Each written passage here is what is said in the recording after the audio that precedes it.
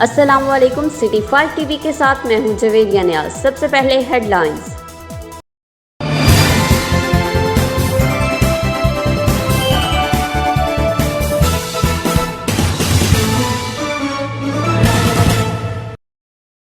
अहमदपुर सियाल वजीर साफरान और पार्लिमानी सेक्रेटरी की government boys high school Ahmadpur Sial में आमद। एहसास प्रोग्राम के तहत बनाए गए कैंप का विजिट।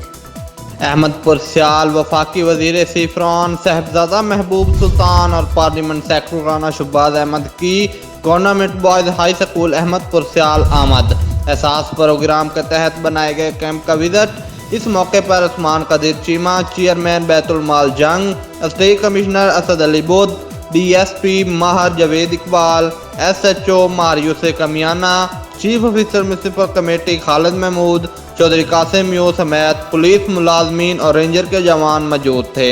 कैमरामैन टीम के साथ मोहम्मद इरफान हरपल, सिटी 5 टीवी अहमदपुर सियाल। खबरों से बाखबर रहने के लिए हमारा पेज जरूर लाइक करें। जवेरिया नियाज को दीजिए इजाजत। अल्लाह निगहबान।